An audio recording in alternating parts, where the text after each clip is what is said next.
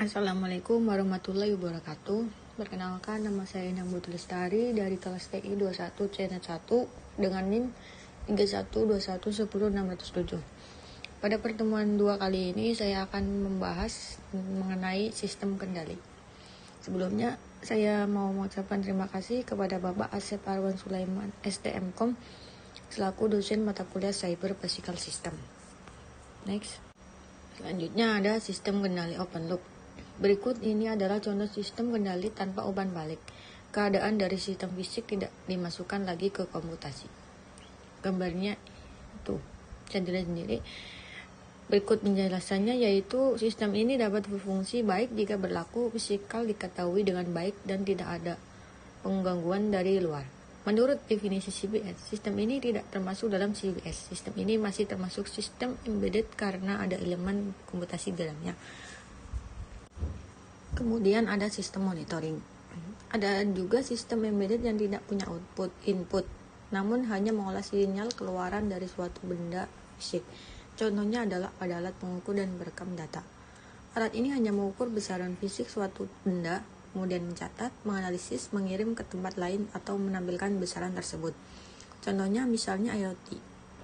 Untuk mencatat parameter cuaca seperti temperatur, kelembapan, dan curah hujan.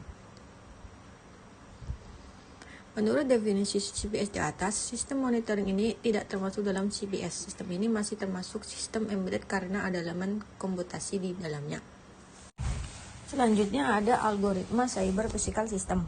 CBS melibatkan suatu sistem kendali di dalamnya, sehingga diperlukan suatu algoritma sistem kendali. Algoritma sistem kendali yang dapat dipakai secara antara lain sebagai berikut. Model continuous dynamic. Model berbasis dinamika kontinu biasanya dibuat menggunakan persamaan diferensial. Contoh yang sering dipakai adalah kendali berbasis PID, Proportional Integral Derivative.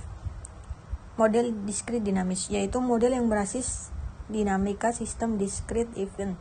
Contohnya adalah pemodelan dengan state chart dan perangkat lunaknya dibuat dengan model finite state machine, FSM. Model hybrid, penggabungan antara continuous dynamic dengan discrete dynamic. Gambar ini adalah contoh dari continuous dynamic. Ini juga contoh beberapa dari continuous dynamic. Selanjutnya ada discrete dynamic. Finite state machine, ada beberapa gambar seperti gambar di atas. Ini juga masih discrete dinamis, bisa dilihat gambarnya. Kemudian ada hybrid system. Ada gambar yang menjelaskan mengenai hybrid system, bisa dilihat sendiri gambarnya. Ini juga masih termasuk hybrid system.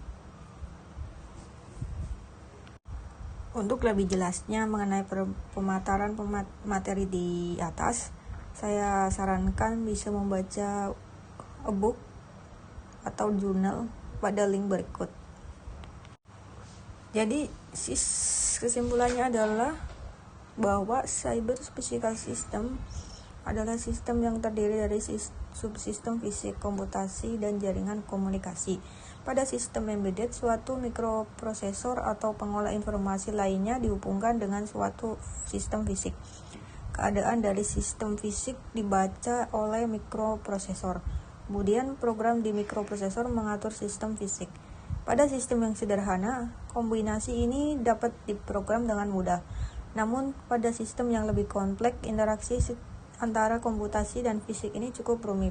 Pada tahun 2006 mulai muncul istilah Cyber Physical System sebagai disiplin ilmu baru untuk membahas permasalahan ini.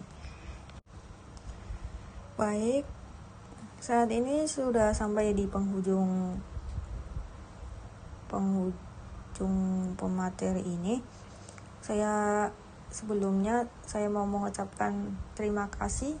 Mohon maaf bila ada kesalahan dalam penyampaian materi yang saya sudah sampaikan. Saya pamit undur diri. Wassalamualaikum warahmatullahi wabarakatuh.